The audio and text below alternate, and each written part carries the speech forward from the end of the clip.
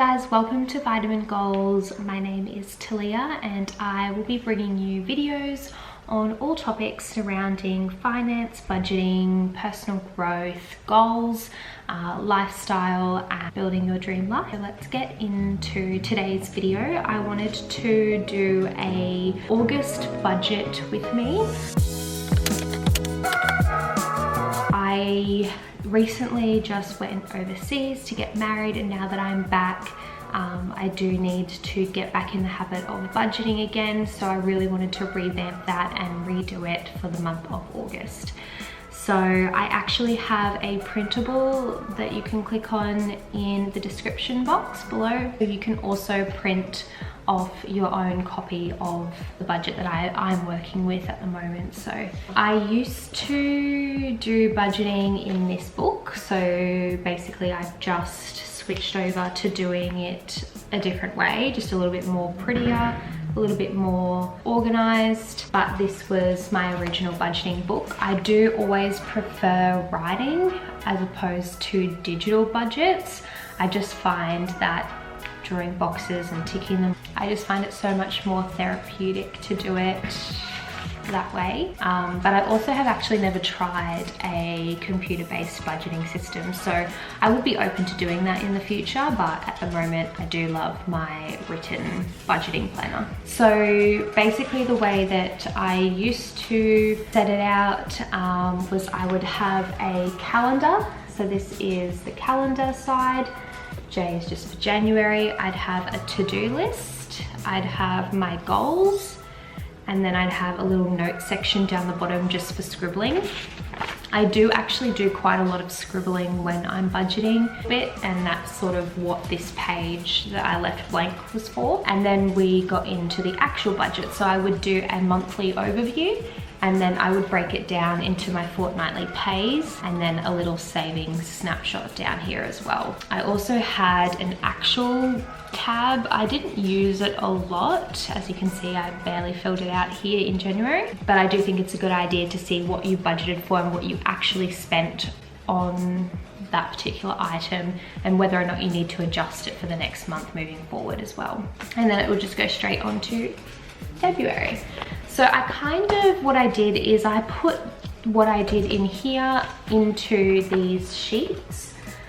So I'll actually just pop them on the screen so you can easily follow through when I'm going through it. Obviously you can download your own copy down below completely for free. So firstly, title, obviously just the August budget 2022. And then I have a to-do list and my goals section. So for my to-do list currently, what I've got on it is organize conference accommodation. So my partner's business, he has a conference that we need to go to in the middle of August, and I haven't yet organized the accommodation, which usually I'd be on to a lot earlier because the longer you leave it, the more expensive it gets, but I'll need to do that straight away, I think. So we're also organizing a little party towards the end of August. I'm still waiting for our wedding video to come through from our wedding photographers, and once that comes through, I'll be able to have a little party with our close family and friends just to share the video with them, and also all of the photos that I have received yet but haven't really shown anyone. So I do need to organize that, but I also need to create like a slideshow for all the wedding pictures just so we can have it up on the TV going through a slideshow. Obviously when the video comes in, it's pretty much done. I also need to spring clean my house. I'm in the mood for spring cleaning. It's about time that we did it as well. So I've got that on my list to do for August as well. Got a little YouTube goal, which is just to create videos and upload videos every single week so I can stay consistent in that realm as well. I've also then got goals. So I would like to save more than $1,500 this month. So we have a house deposit that we're currently building and have been building for quite some time now. I'd just like to increase that by at least $1,000, just so we're still contributing to that savings goal. And then I've got another goal is just to upload 5 YouTube videos, including this first one, which will actually be uploaded on the last day of July. But I just wanted to keep that accountable because I actually don't have a July budget or a July goals list because I've just been sort of settling down from coming back from overseas. So August is kind of like kickstarting my budgeting again. Super excited for that as well. So next, I wasn't actually sure which was the best way to have it, but I'd like to trial this version of the calendar first. So the calendar is just a standard. I do have a number of things on here, but actually not a lot. I will actually fill this in more and more as the month goes on and as things come up. But what all I could think about in the first few weeks was just a couple of things. So the first one is my sister's birthday. It's actually on the 2nd, but then we're having her little party on the Saturday. So I've organized most of that. I've also got the conference that we're heading to, and then also wedding video party thing, and then I've got my birthday this month as well towards the end. I've also added little dollar signs, which you'll be able to see here as well, and they are our payday. And then you'll also see in the corner of some of the days, and it says B. It just stands for bub, and it's when I have my sister living with us. So we share my sister 50-50 with my mum. Sister comes and stays with me on those days that are outlined with the B on it. So that just keeps me clear and know when I have to pick her up and when I have to drop her off. So that is the calendar so far. Now into the budgeting section, fun stuff, the money stuff. So I always do a monthly overview. I love looking at my budget. So at the top, I've got our rent. So that is our monthly rent. I do actually pay that in full on the first pay of each month. I just like to get it out of the way. I don't really like to pay fortnightly or weekly. I just kind of like to do all my big expenses in one go if I can. Then we've got food. So recently, or it's always been $160 a week for our food. That would be very sufficient for us, but with inflation recently, it's actually probably not going to be realistic for us moving forward. So I'm just going to keep it at 160 to try and stay around that realm. But I do understand that a lot of prices have increased at our shopping centers and local supermarkets. So this is more of like a trial to sort of see how the month goes and what is going to be needed for the months moving forward. But we've always usually been able to stay around the 160 mark. Sometimes we'll go over, but then the next week we'll go under, so it always usually balances out at that 160 per week mark. So the next thing is takeaway. We give ourselves takeaway every single week. We love it.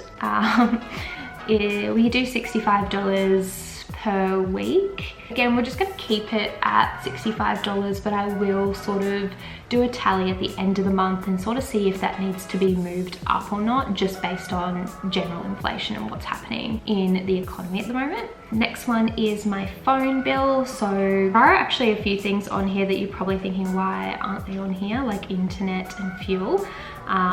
Also my partner's phone is paid by his business, so that's the same with our internet, and that's also the same with the fuel for our car. So there are a couple of expenses that we don't actually consume with our personal money. So my phone bill gets paid out of our personal money, and it's just a prepaid $30 a month. Then we have a little bit too many subscriptions in my opinion. I would love to get rid of some of them, but some of them are non-negotiables for my partner, and then obviously some are non-negotiables for us as well. So Netflix is a non-negotiable. It is one of the most expensive ones. Then we've got Optus. So this is for my partner. I don't use that at all. I think it's for watching sport. Then we've got Xbox. That's also for my partner. I do have Amazon Prime. I'd like to get rid of that. With electricity, we put away $150 every single month. I pay that straight to the electricity.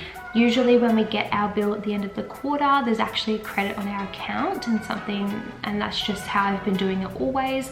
So we're never left with any surprises or any large bills. I think towards January this year, we were actually like $500 in credit, but again, inflation has really increased electricity prices, so I'm still waiting for our next bill. I feel like our credit's slowly going to diminish over time just because of the increases in electricity prices.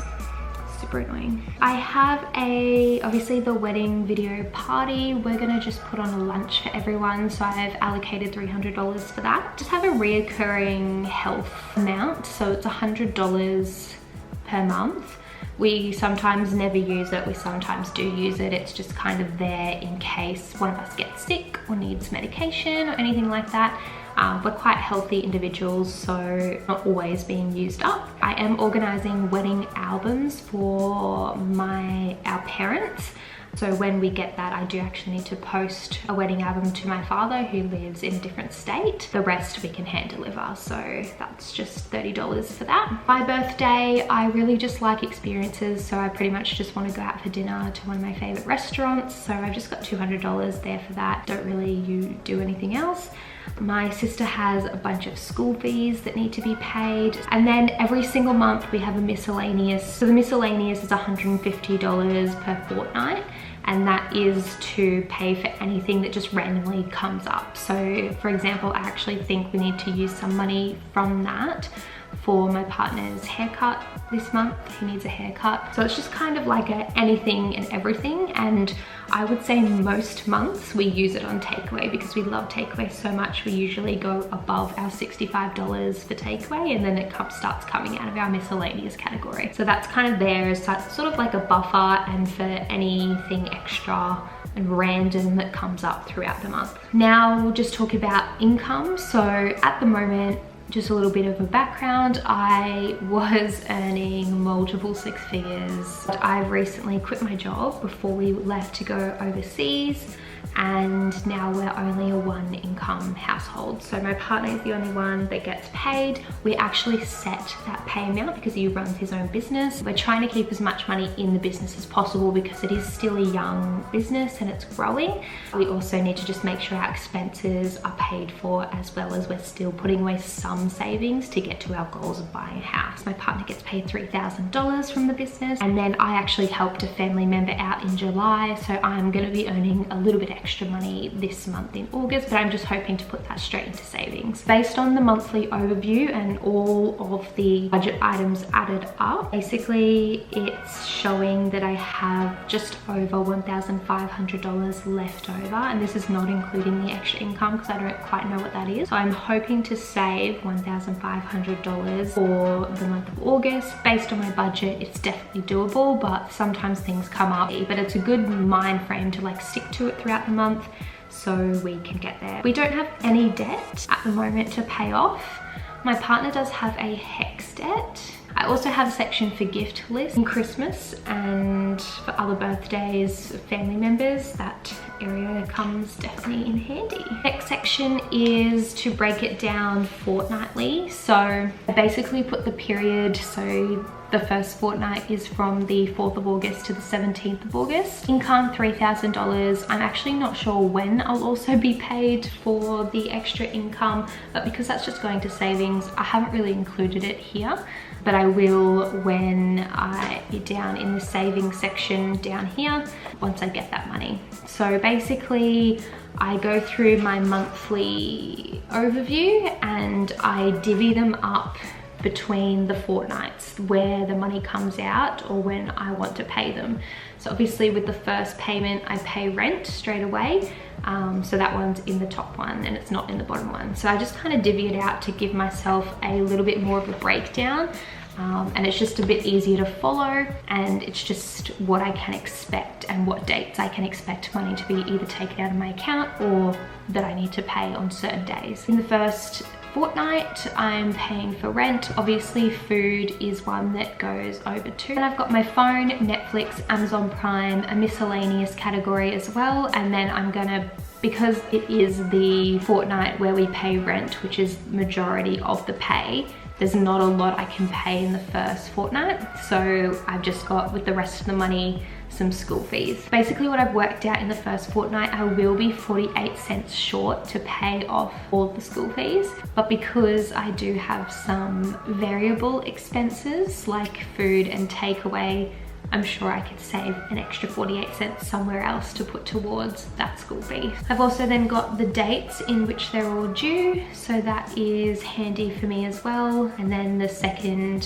fortnightly is food takeaway. I put the electricity away in this one just because we're not paying rent, so I've got a bit more money in this fortnight. Then I pay Optus, Xbox, There is still one school fee that will need to be paid, and then miscellaneous category, my birthday, posting the wedding album, and our video party. So all of that is in the last part. And we've got the savings section. Again, that's kind of something that I'll fill out throughout the month when I put away money for savings. By the looks of it, I'm not putting any money away for savings in the first fortnight just because I've allocated all the money.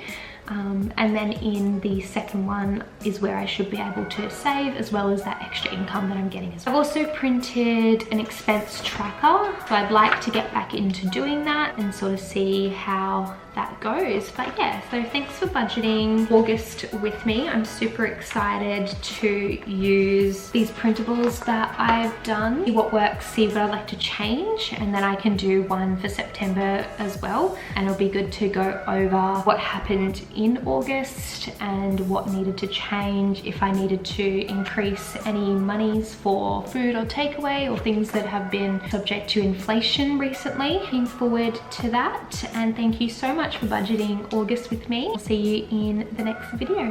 Thanks so much. Bye.